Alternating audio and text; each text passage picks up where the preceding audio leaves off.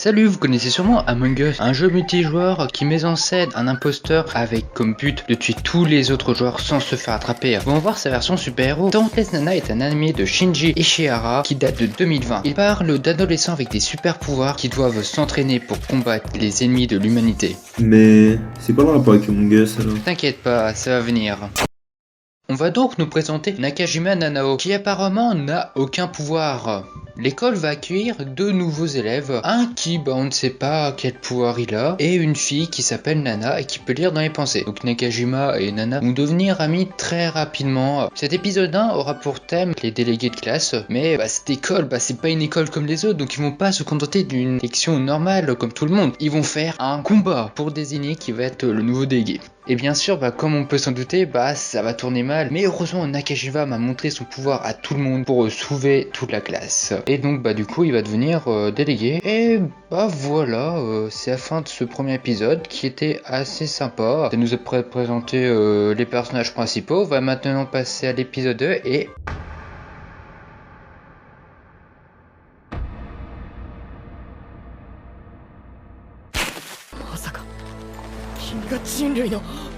いいや、お前たちこそが人類の敵だからだ。Salut, vous connaissez sûrement Among Us. Voyons sa version super-héros. Dauntless Nana est un animé qui met en scène Nana, un personnage dépourvu de pouvoir qui doit intervenir dans une école afin d'éliminer tous ses étudiants considérés comme des ennemis de l'humanité. Donc le délégué a disparu et tout le monde s'en bat les couilles. On va découvrir ensuite Shibusawa qui peut remonter le temps et l'autre nouveau qui s'appelle Kyoya qui au passage va s'intéresser à la disparition de Nakajima et il a un tic bizarre. 悪いが触りたくなるんだよ。妹が同じ髪型でな。悪いがって、妹？ Ils vont alors se servir de Shibusawa pour monter le temps et savoir où est passé leur délégué, mais finalement il se fait tuer comme une merde. 行きましょう。ありがとうございます。一緒にね。昨晩の時点では池は水のままだった。 Nana va décider de tuer Kyoya car c'est lui le plus dangereux dans cette affaire, mais...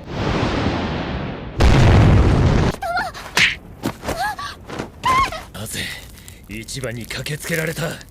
いるのに知らなかったのか。俺が不老不死であることは。 On va ensuite nous présenter Michiryu qui peut soigner les autres en les léchant, mais qui raccourcit sa vie en échange. 何を企んでいる。 Et pensant retrouver Michiru tué par Nana, Kyoya retrouva Nana blessée. Nana ne peut donc plus être soupçonnée comme imposteur. Nana va alors devenir le nouveau leader. 俺も未来がわかるんだけど。どういうこと？どうやら俺は人類の敵じゃなくて新リーダーに襲われるみたいなんだけど。 La sauce. Donc en gros, le mec peut voir l'avenir. À tout moment, il peut dénoncer Nana et devenir le héros de cette histoire, mais il va plutôt faire du chantage. 明日から俺の彼女としていろいろ楽しいことしてもらわないとさ。 Et dans la nuit, elle peut le tuer quand il veut. Alors pourquoi elle fait rien? Il finit alors par mourir empoisonné. しかし、本当に厄介なのはここからだ。 Voilà pourquoi c'était mieux de tuer la nuit.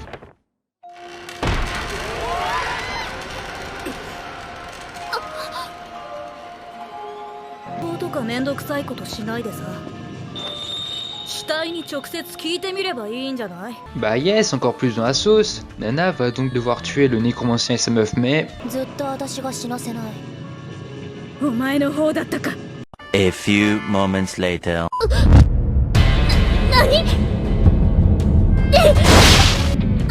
Salut, vous connaissez sûrement Among Us, un genre mettant en scène un imposteur qui doit tuer tout le monde. On va voir sa version Walking Dead. Tu vas la fermer ta gueule! Bon ok, je continue la vidéo.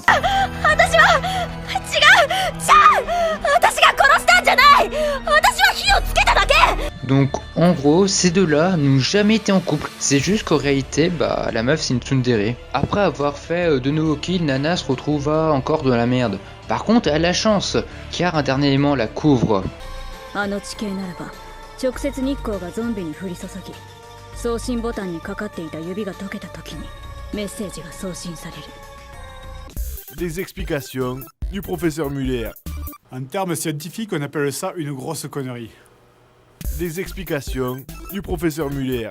Tout ça, fatigue Nana, ce qui est plutôt normal, mais heureusement Michiru est là pour l'aider. ではなぜ今まで気づかなかったんだ？ Attends, depuis quand c'est une salope, elle? ルちゃんはどこに？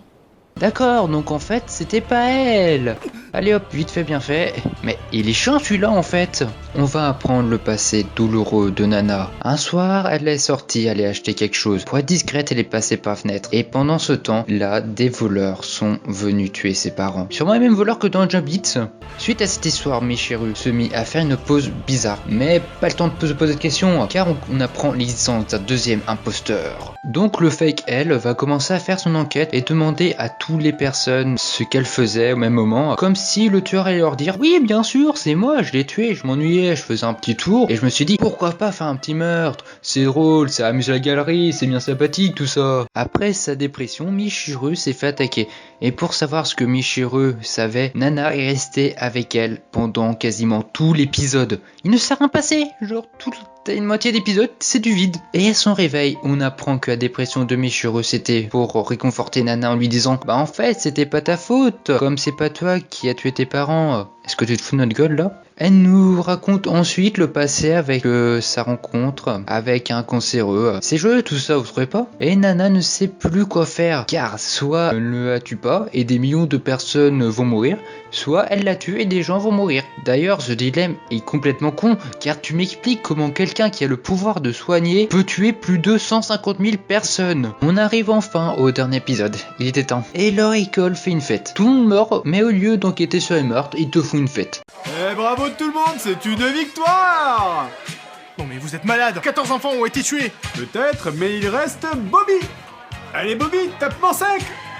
Et on découvre alors qui était le deuxième imposteur. En fait, c'était le mec qui pouvait faire des projections astrales, qui est plutôt logique car ça lui permet d'être à deux endroits en même temps. Mais Nana va arriver à sauver Michiru en se sacrifiant. Mais Michiru utilise son pouvoir et va se sacrifier pour sauver Nana. Donc en gros, t'as Nana qui se sacrifie pour sauver Michiru, mais Michiru se sacrifie pour sauver Nana. Au moins ça fait un gros mate au moins. Et putain, cet animé il était joyeux. En tout cas, j'espère que la vidéo vous a plu. N'hésitez pas de la liker, de vous abonner et de partager la vidéo. La prochaine vidéo sera un peu plus différente, je vais sortir un peu de ma zone de confort. Et en tout cas, moi je vous dis à plus pour de prochaines aventures, c'est Noxious, et salut!